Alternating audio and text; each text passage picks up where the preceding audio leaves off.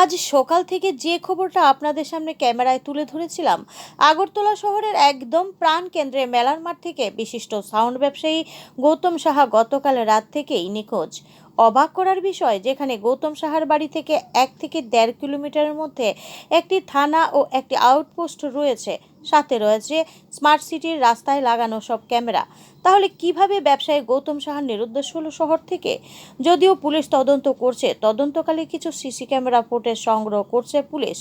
সেখানে দেখা যাচ্ছে বাড়ি থেকে গৌতমবাবু বেরিয়ে হজ ভবন অবধি সিসি ক্যামেরায় দেখা যাচ্ছে গৌতমবাবুকে। বাকি জায়গায় কোথায় কোথায় ক্যামেরা আছে সব খতিয়ে দেখছে পুলিশ। কিন্তু প্রশ্ন হলো, গৌতমবাবুকে লাস্ট যখন দেখা গিয়েছে ক্যামেরায়, তারপর একটি লাল রঙের থার গাড়ি দ্রুত বেগে যেতে দেখা গেছে সেই রাস্তা দিয়ে। স্মার্ট সিটির ক্যামেরা রাস্তায় লাগানো আছে, সেই ক্যামেরাগুলো থেকে কি গাড়ির নাম্বার সংগ্রহ করা যেতে পারে না? পুলিশকে সে বিষয়ে জিজ্ঞেস করলে পুলিশ বলে তদন্ত চলছে। প্রায় 16 ঘন্টা অতিক্রান্ত হয়ে গেল, এখনও পুলিশ কোনো কিছু বের করতে পারলো না। তবে জিজ্ঞাসাবাদের জন্য প্রতাপগড়ের কাটাশেওলা এলাকার রাকেশ সাহাকে তুলে এনেছে পুলিশ। গৌতম সাহা ও রাকেশ সাহা একসময় একসাথেই কাজ করত। মাঝে টাকা ভাট বাটোয়ারা নিয়ে দুজনের সম্পর্কে ফাটল ধরে।